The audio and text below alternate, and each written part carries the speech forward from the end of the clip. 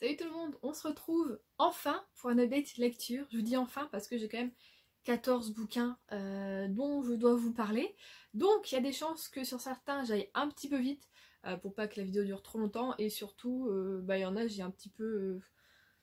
pas oublié, mais comment dire, ils m'ont pas tellement marqué. Donc voilà, on va passer un petit peu vite. Comme d'habitude, vous retrouvez de toute façon les résumés des bouquins en barre d'infos. Je vous mets tout ça comme à chaque fois. Donc là-dessus, si vous avez plus envie de creuser sur un bouquin, allez en barre d'infos et vous trouverez forcément le résumé. Donc on est parti, on va commencer. On commence avec Les 7 morts d'Evelyn Hardcastle de Stuart Turton aux éditions 10-18. Ce bouquin est très très beau. Bon, malheureusement les miens est abîmé, je l'ai acheté en occasion mais sans le voir par internet. Donc il est abîmé, ce qui me saoule un peu. Mais le plus important, n'est-ce pas, c'est l'histoire. Comment dire, ce bouquin est un peu étrange. Je m'attendais en fait un peu à un thriller. Je dois avouer que j'ai fait exactement comme je fais à chaque fois. C'est-à-dire que moi, un bouquin, je lis une fois le résumé, à savoir est-ce que je vais mettre ce bouquin dans mes envies ou pas. Si je l'ai mis dans mes envies, c'est que je me dis qu'il y a une raison, donc ensuite quand je l'achète, je ne lis plus le résumé. Ou au pire, je vais juste voir dans quel style c'est. Comme ça, si j'ai envie d'un thriller ou quoi que ce soit, je sais quand même voilà quel style je vais avoir. Mais voilà, celui-ci m'avait été en plus chaudement recommandé par Juliette, donc mon amie Juliette, qui aime aussi également beaucoup lire, et elle m'avait dit, enfin vraiment, ce bouquin il m'a retourné la tête, il était vraiment incroyable, tout ça. Et donc je l'ai commencé, si je me souviens bien, en août ou juillet, je ne sais plus, mais j'avais quand même pas mal travaillé. Et du coup je l'avais mis en pause et je l'ai repris en septembre quand justement je suis allée la voir en Belgique dans le train. Je m'y suis remise et après ça, et bah, effectivement en 2-3 jours je crois que je l'avais fini. Donc ce que j'ai eu au début c'est que tu tombes dans un univers où tu sais pas ce qui se passe du tout. Et tu es avec un personnage qui lui-même ne sait pas ce qui se passe du tout. Il a perdu la mémoire, tout ça. Et voilà, il va évoluer à travers, aux côtés d'autres personnages qui vont un peu du coup l'aider à voilà, se souvenir, tout ça. Et surtout, il va devoir enquêter sur justement la mort d'Evelyn Hardcastle. Sauf qu'il va se passer des choses un petit peu, comment dire, fantastiques, improbables. Voilà. Du coup, ce schéma-là du côté voilà un peu irréel était pas mal. Je sais pas trop vous en dire parce que je sais pas si c'est noté. Oui c'est ça, bon c'est quand même noté oui qu'effectivement il revit sans cesse la même journée, c'est pour ça que les 7 morts d'Evelyn Hardcastle. Et donc voilà, tant qu'il n'a pas résolu le meurtre d'Evelyn, il ne sortira pas de cette boucle. Et donc voilà, ce côté-là, j'ai beaucoup aimé, mais en même temps, ce qui a été un peu compliqué, c'est que je trouvais du coup le début, forcément, où on était un petit peu perdu. J'ai trouvé un petit peu lent aussi. Et il y a des personnages sur qui tu retombes que t'aimes un petit peu moins que d'autres. Et du coup, ouais, c'est ce côté-là, moi, qui m'a un petit peu freinée. Et je crois que j'ai vraiment commencé à aller dans le bouquin après 250 pages, si je me trompe pas. Après ces 250 pages, là, je suis vraiment rentrée dedans et voilà, je me suis remise voilà, du mécanisme, mais il y a beaucoup de prénoms à retenir, il y a beaucoup de personnages à retenir, c'est ça qui moi m'a un petit peu perdue, sachant qu'il fait presque... On est presque à 600 pages du bouquin, donc sur 600 pages, il faut toujours retenir des prénoms, des trucs, la temporalité, enfin, voilà, c'est pour ça qu'en fait tu te perds vite et qu'effectivement l'auteur peut te mener à la baguette parce que tu lui fais confiance, parce que moi j'ai pas réussi à réfléchir à est-ce que effectivement tout est bien goupillé, est-ce que quand ils se rencontrent, enfin vraiment il y a tellement de choses. Donc l'écriture est assez incroyable, d'ailleurs on a discuté un petit peu avec Juliette, de comment l'auteur a pu faire pour croiser tous ces personnages au niveau de la temporalité, au niveau de... Enfin c'est assez fou, il a dû faire un travail en amont, un arbre ou je ne sais quoi, comment... Je ne sais plus comment on appelle ça. On le faisait en histoire en plus. Enfin bon. Donc voilà, c'est assez perturbant comme bouquin. Mais écoutez, à la fin, quand je l'ai refermé, je me suis dit, bah écoutez, c'est quand même une bonne lecture. J'ai bien aimé. Après voilà, juste le début était quand même un petit peu lent et dur de s'y retrouver. Mais sinon, franchement, c'était une très bonne lecture. Je suis contente de l'avoir lu. Après, ça restera pas non plus 150 ans en mémoire. Ça sera pas, voilà, un truc mémorable et coup de cœur. Mais voilà, c'était pas mal. Après ça, j'ai voulu une lecture un petit peu moins prise de tête, plus douce, tout ça. Et donc, j'ai lu Petite confidence et Grande confession à on ne sait toujours pas le dire. Martha's Vineyard, c'est dur à dire. Oh my god. De Sarah Morgan, aux éditions HarperCollins Poche. Écoutez... Oh, et on voit ma tête, hein. Bon, si vous avez vu les vlogs, vous savez déjà un petit peu. Ça l'a pas trop fait. Sachant que moi, Sarah Morgan... Oh ben, ça l'a presque tout le temps fait. Il y a peut-être eu quelques hauts et quelques bas, par exemple dans des trilogies, des séries, où voilà, t'as toujours un tome que t'aimes un petit peu moins que les autres, voilà, où t'en as un qui est vraiment coup de cœur, voilà. C'est normal, t'as pas toujours les mêmes personnages, les mêmes conditions, enfin voilà, il y a plein de choses qui changent. Mais là, vraiment, non. Vraiment non. On va se retrouver du coup avec la famille Stewart, qui est une famille très connue donc sur l'île de Martha's Vineyard, et qui est aussi une famille un petit peu compliquée. Et voilà, donc on va suivre la mère, les deux filles et la petite fille. Donc on va avoir un quatuor de femmes comme ça, toutes différentes, avec un caractère différent, avec une vie différente, voilà. Mais qui ont quand même tout un but de vie, tout ça. Et du coup on va les suivre dans leur joie, qui je trouve ne sont pas énormes. Surtout dans leur peine et dans comment dire, les complications de la vie. Voilà, si vous êtes en bad, ne lisez pas... Pardon, je suis en train de ma voix, super, je vais boire un petit coup. Santé. Ouais, si vous ne vous sentez pas très bien, je ne vous le conseille pas. Pour moi, Sarah Morgan, c'est ça en fait, le truc peut-être qui m'a fait défaut. Et que je pensais avoir. Je voulais un livre réconfortant, doudou, tu vois. Moi, Sarah Morgan, c'est un petit peu ça, une histoire d'amour, et puis une histoire de famille, des rencontres, et tu sors de là, t'es bien, tout ça. Là, franchement, si toi-même t'es pas bien de base, tu le lis, tu te dis, mais la vie, c'est de la merde. Ah, chouïa! Ah, chouïa! Voilà, donc c'était pas le livre à quoi je m'attendais, et je pense que c'est pour ça que j'ai été déçue vraiment du truc. Enfin, je veux dire, la couverture, elle te dit, ouais, c'est l'été, c'est les vacances, ça va être, tu vois, il va faire beau, ça va être léger.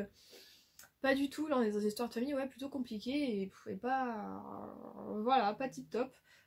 Franchement, les seuls personnages que j'ai aimé suivre, bah, c'était la mère, même si au début on nous l'a décrit comme quelqu'un de plutôt froid et pas du tout, tu vois, pas du tout justement familière ou quoi que ce soit, très individuelle, gna. Petit à petit, en fait, quand t'es avec elle, tu te rends compte qu'elle est pas du tout comme ça, qu'elle a vécu des choses, et donc elle, j'ai trouvé son personnage très intéressant et très, comment dire, j'ai aimé la suivre en fait. C'est vrai que les deux filles ensuite, bof, t'en as une qui veut juste faire un gosse et elle pense qu'à ça, qu'à ça, qu'à ça, et donc moi je me suis pas du tout retrouvée en elle, et elle m'a un petit peu saoulée. Et l'autre, bon bah elle a vécu un drame, et bon bah elle est un petit peu le fantôme d'elle-même. Et la petite fille qui est en mode, bah c'est une ado, du coup c'est joie, peine, joie, peine, joie, peine, ça fluctue tout le temps, et des fois t'es là en mode, oh elle est trop mignonne, vraiment, et voilà, et des fois t'as envie de dire, mais qu'est-ce qu'elle fout, t'as envie de lui foutre des claques quoi. Donc voilà, on a une bonne ribambelle de personnages, mais bon, bah moi j'ai pas accroché en tout cas. Donc voilà, il me reste un Sarah Morgan du coup, mais pour cet hiver, là je croise les doigts. Mais c'est vrai que du coup, souvent quand tu aimes une autrice et que tu arrives sur un bouquin, même si t'en as lu 5 ou 6 avant de l'autrice, ce qui doit être mon cas pour Sarah Morgan, et que t'en as un d'un coup que tu l'aimes plus trop, après moi j'ai toujours peur de retourner vers l'autrice ou l'auteur, hein, voilà. Mais vers la personne, je me dis, est-ce que ça va encore le faire ou pas? Tu vois, allez pétoche, un petit peu. Mais bon, là normalement cet hiver, je vais lire le Sarah Morgan comment faire. J'ai hâte en plus, donc ça devrait faire, j'espère. Croisons les doigts. Ensuite, j'ai eu envie de lire Le Château de Cassandra de Dodie Smith. Là, c'est chez France Loisirs, oui. Donc ça m'a été conseillé par l'une d'entre vous pour une lecture un peu... quand à un moment, j'avais vraiment envie de lire des... comment on peut dire, le passage de la jeunesse à l'âge adulte, l'apprentissage de la vie, voilà, suivre un personnage qui évolue comme ça, juste suivre sa vie. Et donc, effectivement, Le Château de Cassandra, ça fait partie voilà, d'un récit initiatique. J'ai le mot. Je perds souvent les mots, là je l'ai. Du coup, j'ai beaucoup aimé suivre Cassandra dans son quotidien, dans sa vie justement, dans son château. Donc ils ont, avec sa famille, ils ont un petit château, on va dire. Et bon, le seul bémol du coup que j'ai eu sur cette histoire, c'est qu'à un moment, l'autrice décrit le château pendant au moins un chapitre. Elle a beau le décrire, j'ai eu du mal à le voir. C'est-à-dire que de l'intérieur, je voyais les pièces, l'agencement, tout ça, ok. Mais de l'extérieur, j'arrivais pas du tout à imaginer ce mini château, on va dire. Je comprenais pas comment il était fait.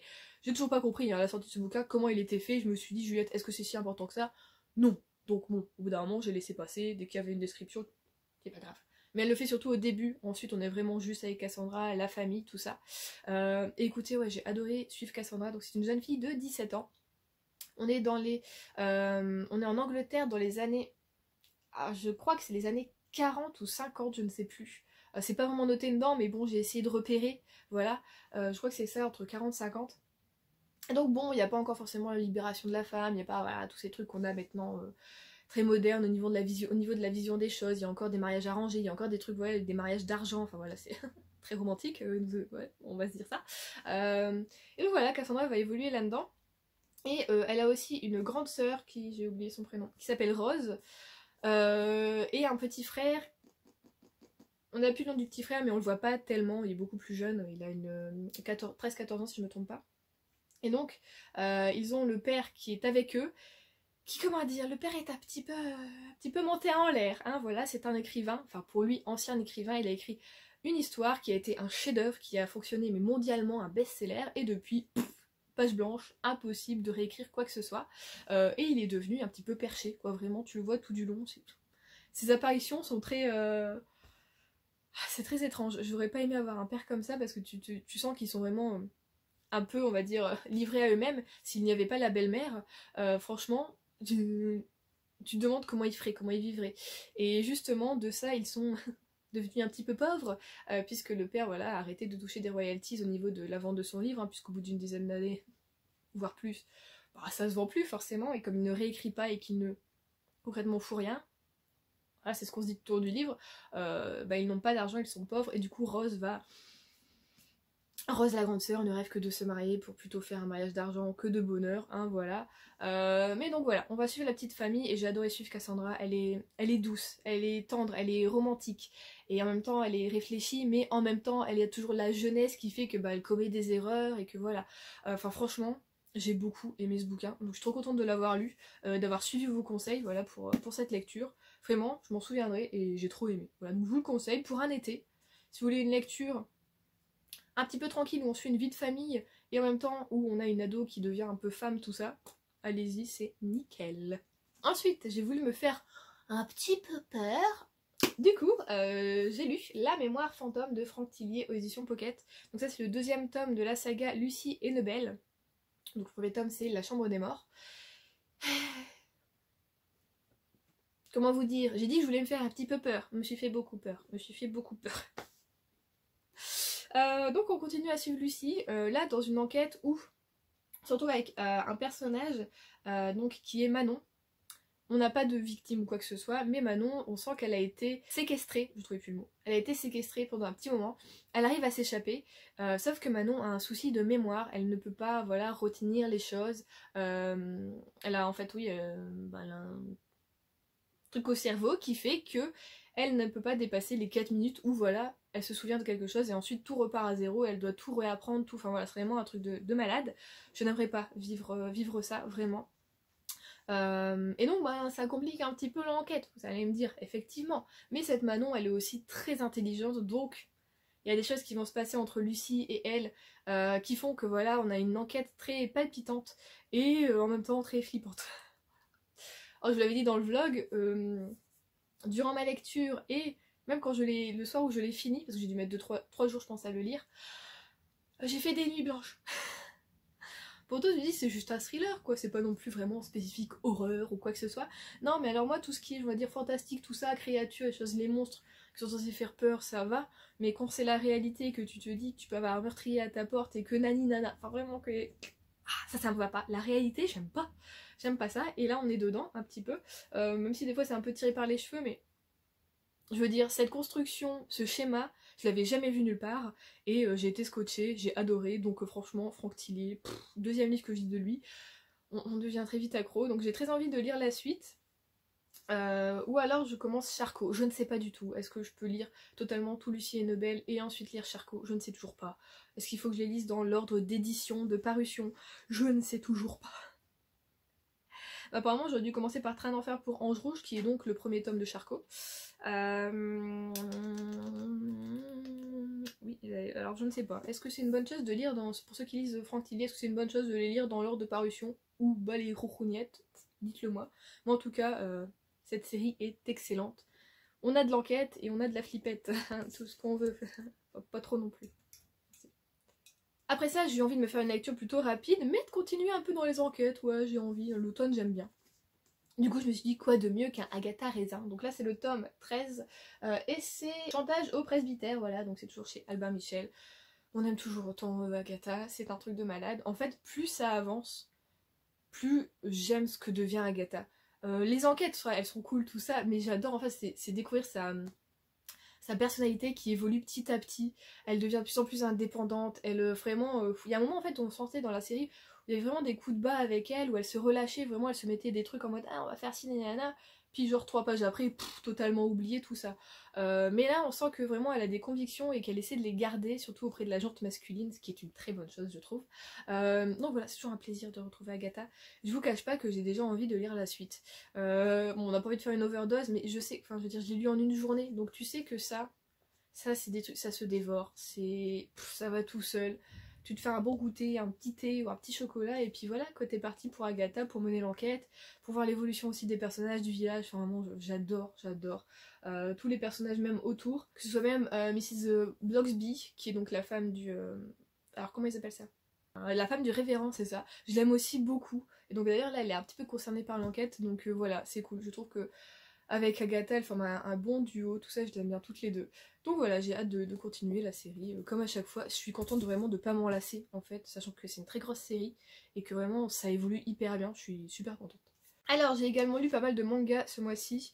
J'ai donc lu le tome 10 de Blue Exorcist de Kazue Kato.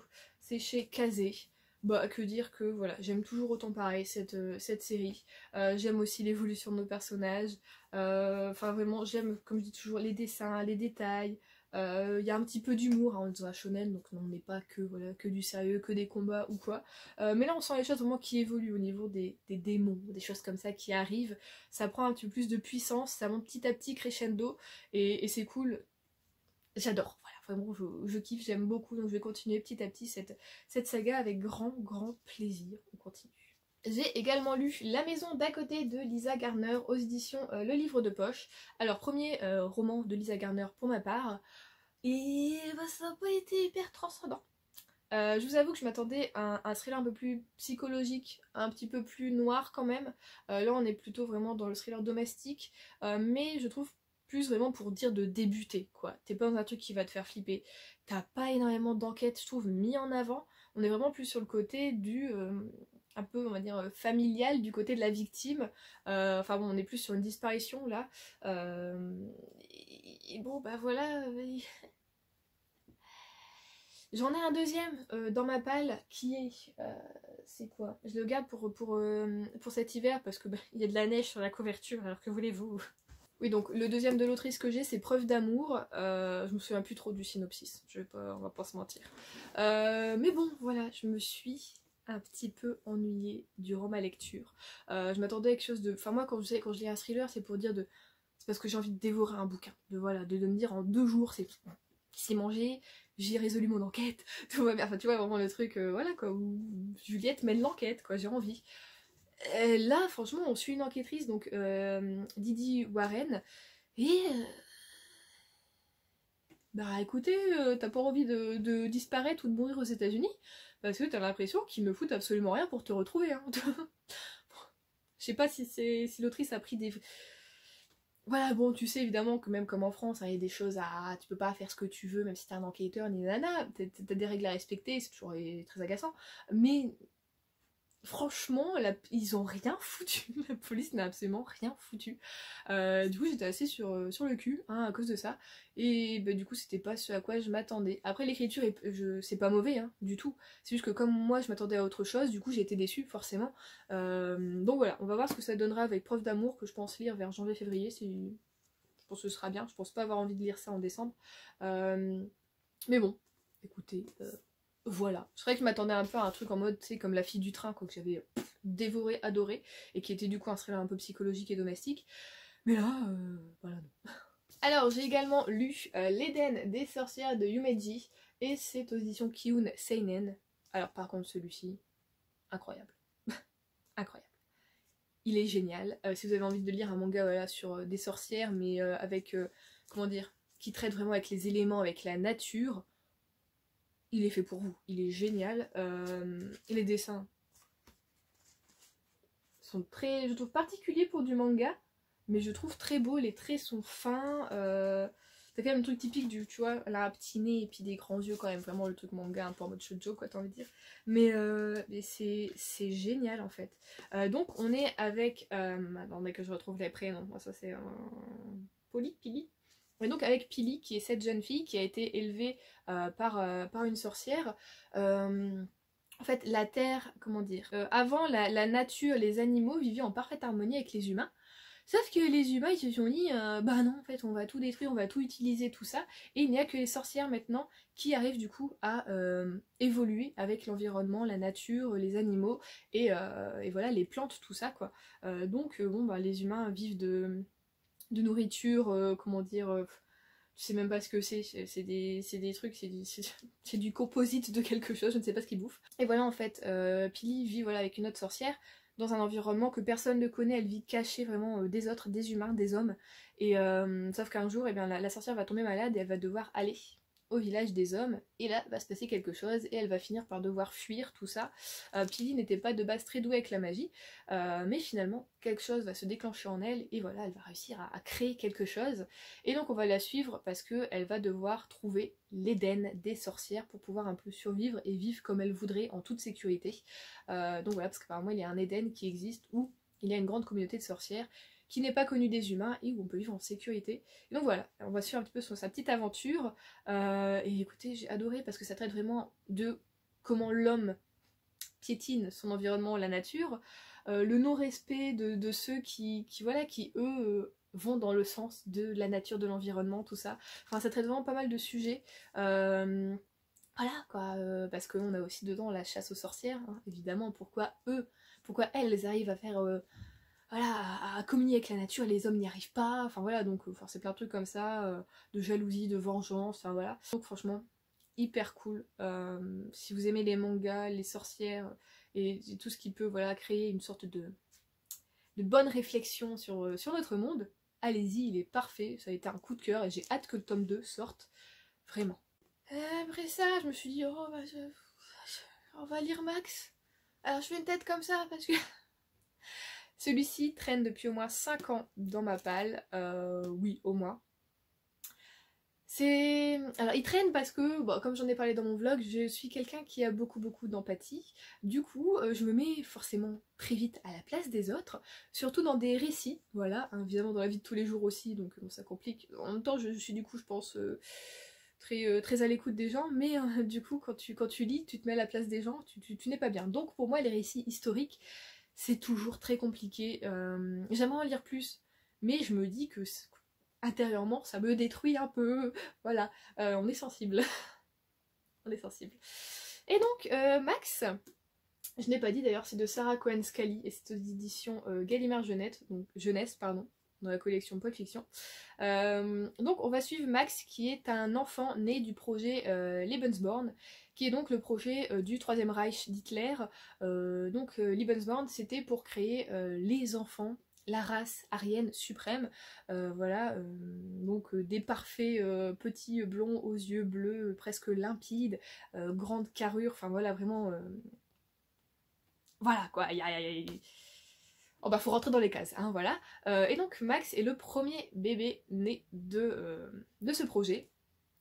Et on le suit vraiment depuis qu'il est bébé, même en fait dans le ventre de sa mère, quoi. Avant l'accouchement, on est déjà dans sa tête, il nous parle, il est conscient, enfin vraiment, du coup au début c'est très perturbant d'avoir un bébé qui te parle après, enfin voilà, vraiment c'est chelou. Et voilà, du coup on va suivre dans sa vie, pas tout au long, hein, parce qu'on suit vraiment juste dans sa jeunesse, durant du coup là, un petit peu avant et durant la Seconde Guerre mondiale. Et comment dire, derrière c'est noté, on adore détester Max, mais en même temps on déteste un peu l'adorer, tu vois. Enfin, vraiment, t'as des sentiments tellement contradictoires avec ce petit garçon qui finalement n'a rien demandé et qui finalement est endoctriné même avant sa naissance. Enfin vraiment c'est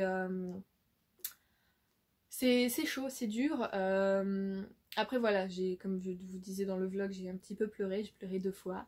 On a des moments d'émotion, des moments très durs, très violents, mais on a aussi des moments où j'ai ri en fait, j'ai souri, ou même des fois il y a des situations un peu drôles vraiment avec Max.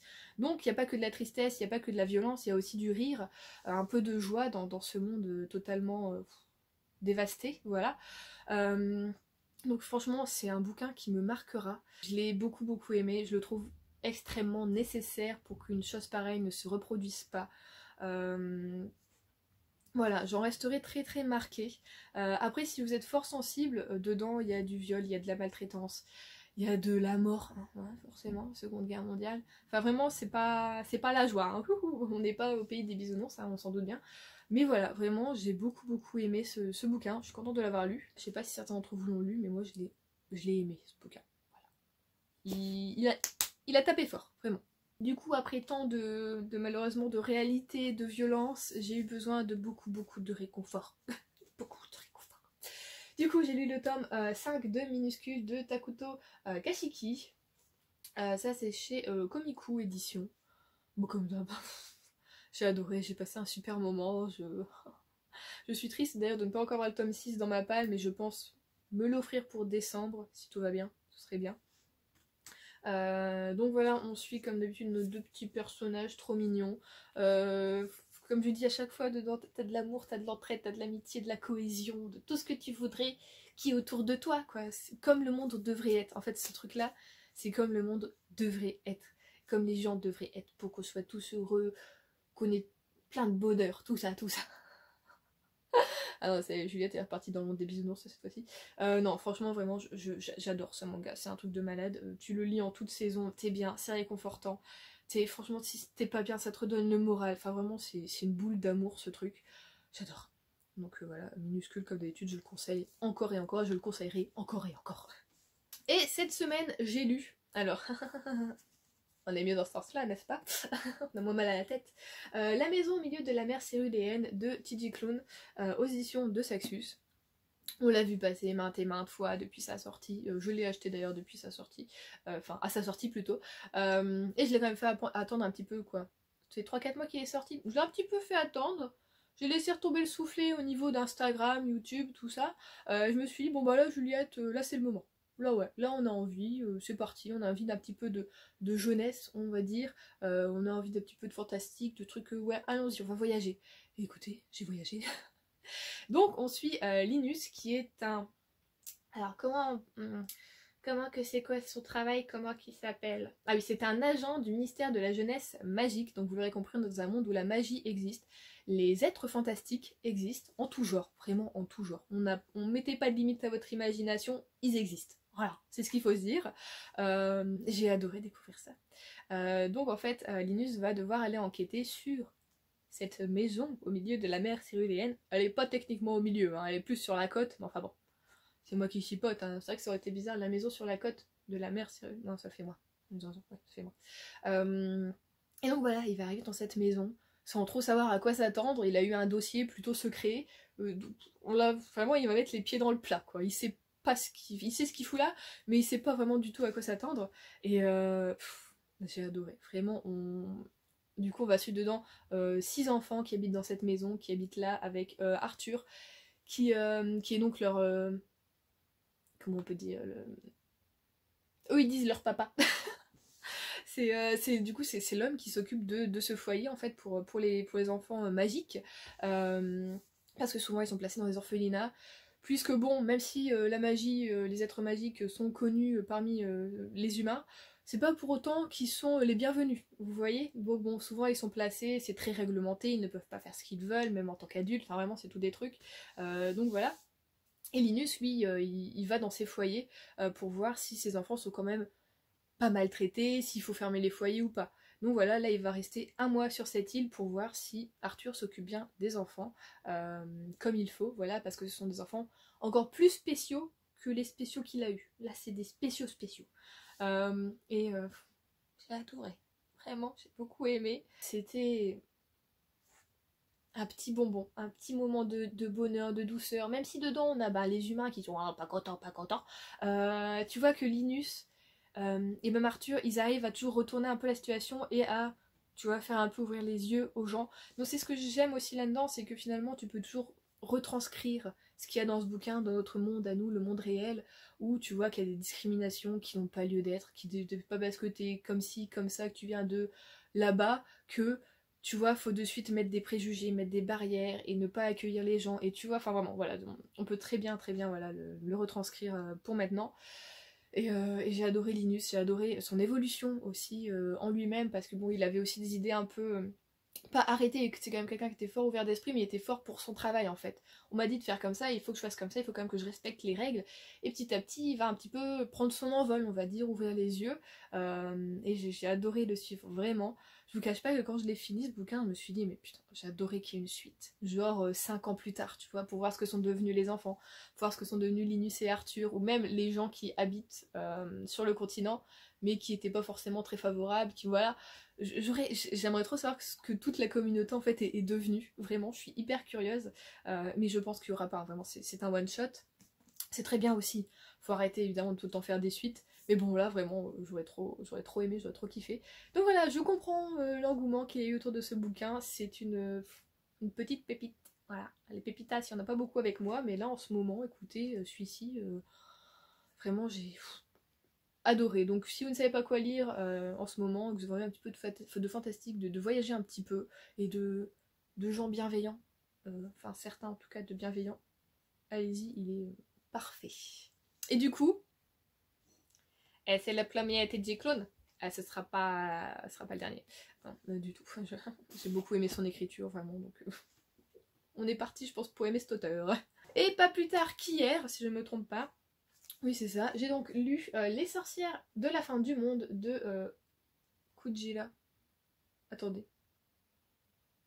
Non, là c'était Yumeji. Oh, j'ai eu peur, j'avais lu 2 fois la même autrice et puis je m'en étais pas rendu compte, mais non, pas du tout, c'est ça. Et donc là, c'est chez Akata. Regardez cette couverture, elle est trop belle. Alors j'avais lu un petit peu le résumé, je lis jamais tout. Hein. Moi j'aime bien lire les débuts de résumé parce que des fois, je trouve qu'il y en a, surtout que là il est long, ça révèle trop. Et du coup, je veux pas trop en, tu vois, pas être trop, voilà. Mais ça m'avait tenté, voilà. Donc on est encore avec des sorcières. Là, les sorcières ont également été chassées depuis très très longtemps. Entre deux, elles ont un peu retourné le truc, elles sont en mode... Vous êtes sûr que vous voulez pas utiliser nos pouvoirs, tout ça, les nanas? Parce que moi, il y avait encore les royaumes, tout ça. Et donc les rois ont utilisé, voilà, en secret un petit peu les sorcières pour prendre des territoires, hein, nanana, pour mener des guerres. Et depuis, bon, finalement, les sorcières sont connues et on a créé des écoles pour ces sorcières pour qu'elles puissent, voilà, améliorer leur pouvoir, leur savoir, tout ça. Et on va suivre du coup Marie et Alice, qui sont du coup 2 sorcières qui sont dans cette école. Mais petit à petit, on va voir que les sorcières qui, bon, maintenant peuvent évoluer à peu près comme elles veulent, ont peut-être envie de prendre une petite revanche finalement sur les humains et sur les hommes qui les ont malmenés durant beaucoup d'années. Donc voilà, on va suivre ces 2 petites sorcières qui ne sont pas forcément... Alors Alice est très bien intégrée voilà, dans cette école, elle-même l'une des sorcières, enfin la sorcière la plus brillante de cette école, donc elle est un peu... Wow, c'est la star de l'école. Et Marie vient d'arriver, et bon, elle n'est pas forcément très douée, tout ça, et Alice va devoir la prendre en fait sous son aile pour qu'elle s'améliore un petit peu, pour lui montrer des petits trucs, parce que elle y connaît pas grand chose. Et bon, ça va attirer quelques jalousies, donc bon, Marie va se faire un petit peu jalouser, mais pas de la bonne façon, enfin, il n'y a aucune façon d'être bien jalousée, mais comment dire, ça va aller loin. Ça va aller loin, et donc ça se finit vraiment... cliffhanger quoi. Mais écoutez, j'ai bien aimé, c'est sympa, après ça casse pas trop patin à un canard, c'est pas trop ce à quoi je m'attendais à quelque chose d'un peu plus adulte, on va dire, je sais pas trop pourquoi, voilà. Il y a une petite histoire d'amour qui commence à naître, tout ça, donc c'est plutôt pas mal, mais voilà, c'est pas le truc où je me dis, le tome 2 il va sortir, je vais directement me jeter dessus. Non, ça va pas être comme l'Éden des sorcières où je sais que le tome 2, là j'attends la date de sortie avec impatience. Mais là, voilà, c'est une lecture on va dire sympatoche avec des petites sorcières et puis voilà quoi. À voir, je pense que ça évoluera peut-être un petit peu mieux dans le tome numéro 2. Là c'est vraiment juste les prémices quoi de la série, donc je peux pas trop en dire non plus. Mais en tout cas c'est mignon, les dessins sont sympas. Et on finit, parce que oui il faut bien avoir une fin hein, quand même. Je ne sais plus quand je les ai lus donc je les ai mis à la fin.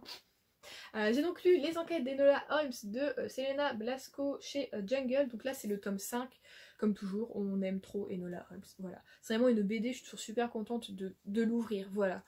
J'aime suivre Enola, j'aime les petites enquêtes qui sont menées, là aussi souvent comme c'est de la jeunesse, c'est de la disparition, on n'aura pas de cadavre ou de meurtre, dans mes souvenirs. Je ne crois pas qu'en 5 tomes il y en ait eu.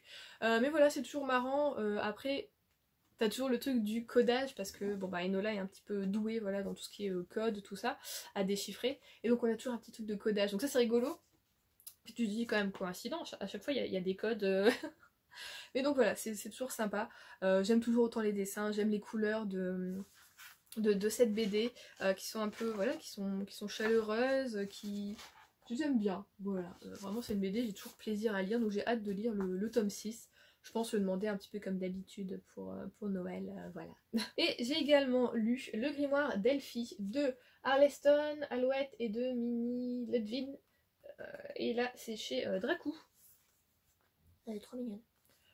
Du coup on va suivre Elfie qui est donc cette jeune fille qui voilà, a perdu sa maman, qui a une sœur qui est un petit peu plus grande qu'elle, de pas beaucoup, peut-être 1 ou 2 ans, et encore une autre sœur qui elle a eu 18 ans. Donc les deux plus jeunes vivent chez leur tante, qui est ma foi pas très aimante, hein, voilà, envers elle, surtout envers Elfie. Elle a beaucoup de mal avec Elfie qui bah, souvent au lieu de faire ses devoirs fait des origamis, elle est passionnée par ça, elle les fait très bien d'ailleurs. Jusqu'au jour où bah, la grande sœur va venir récupérer les deux petites pour les emmener dans son bus londonien, donc son bus à 2 étages, qu'elle a aménagé en fait en librairie, donc ça va être une librairie ambulante. Donc, autant vous dire que c'est un rêve ce truc. C'est magnifique, tout le monde rêve de ça, non, nous passionnés de livres, est-ce qu'on rêve pas d'avoir tous une sorte de bus magique là avec des livres dedans et de... Oh, ce serait trop bien. Franchement, c'est génial ça, comme idée, j'ai adoré du coup le concept, voilà. Et elles vont aller sur une presqu'île où bah, finalement c'est pas très ambiance là-bas, il se passe un truc. Du coup Elfie elle va essayer de mener un petit peu l'enquête là-dessus avec un garçon qu'elle va rencontrer là-bas pour essayer de démêler tout ça et de faire le fait que tout le monde s'entende bien finalement, arrêter de vous faire les petites guéguerres entre vous. Donc voilà, on va les suivre ensemble.